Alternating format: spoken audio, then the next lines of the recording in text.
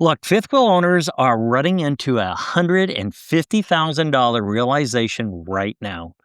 Many assume that a household brand name on the side of a rig automatically guarantees longevity. Today, we're looking at the documented patterns of why some of the most popular builds in the industry are throwing red flags in our structural audits.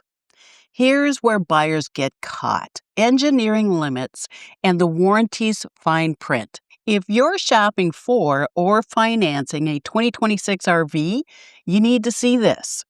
Most folks assume dealer prep catches the major defects, but owner reports and NHTSA safety complaints show a very different reality. We're going to use our audit checklist to show you how to protect yourself.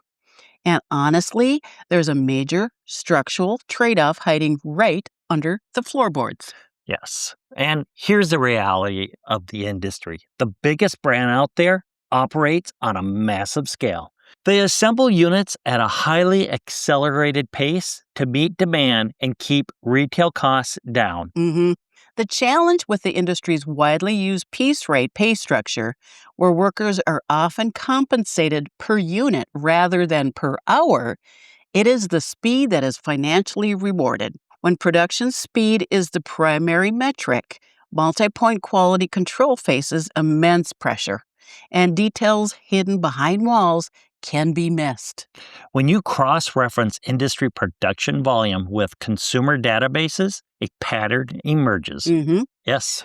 A review of recent NHTSA complaint logs show a disproportionate concentration of warranty reports occurring within the first year of ownership. Exactly. We're tracking documented early warning reports of trim separation and seal failures happening shortly after the unit leaves the lot. Most people miss this warning sign during the walkthrough because they're focused on the residential fridge and the beautiful floor plans. I know, aren't we always? We get so excited when we look at our done it ourselves. Now, let's look at the foundation.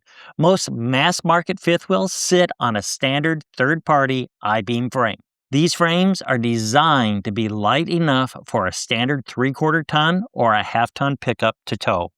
And here is an engineering fact. I-beam frames are designed to flex. That flexibility absorbs road shock. The problem starts when RV manufacturers build massive, heavy floor plans that push those I-beams to their absolute maximum tolerance. When that happens, you get excessive upper deck frame flex. The physics are simple. If the steel frame flexes beyond its engineered yield point, the wall shifts. If the wall shifts, the weather seals fail. To be completely objective, some excessive flex is generally caused by owner error, specifically loading the rig heavily in the front storage compartments and exceeding the cargo capacity. Now, we've traveled for 7 years and we make a lot of comments on what we see, what people are loading in these RVs. And I'm sure they're not even checking the weight after they put all that stuff in. You just figure there's space, you pack it, let's put the generator in front. Right. So there's plenty of room. So I truly believe there is faults on both ends. There is. There's an engineering fault and there's a consumer fault. A human fault, yes. However, this creates a gray area in warranty claims. Contracts strictly exclude damage from overloading. If your frame yields, providing it was a manufacturer-designed stress point rather than your heavy cargo, can be a difficult battle, leading to costly claim denials. Yes. When we evaluate these chassis under our Watchdog repairability standard, standard I-beams often fall into the factory-level repair category. If a primary weld stresses or cracks, you usually can't safely fix it in a campground. It requires heavy equipment and specialized welding. So what's the alternative? Full-time travelers often look at factory-direct boutique builders using heavier stacked box tube frames. Boutique builders. That sounds so fun. Well, they are. They're not the usual forest to river. But it's a boutique. Yeah, it's a boutique. But there is a massive trade off here, too.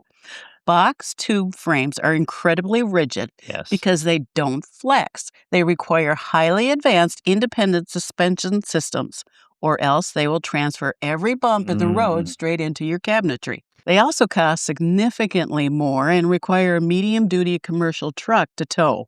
Look, knowing the structural limits of a high volume builds versus custom builds is only half the battle. You need to know exactly where to look with a flashlight because you're standing on a lot looking at a 2026 unit right now.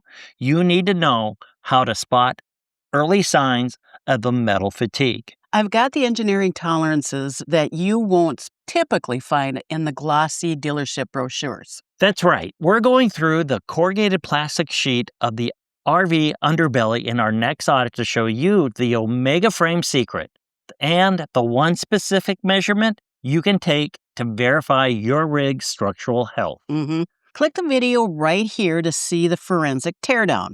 Remember, manufacturers build them, dealers sell them, but the RV Watchdog helps you protect your investment. We'll see you there. Can I say bye now? You can say it now. Bye now.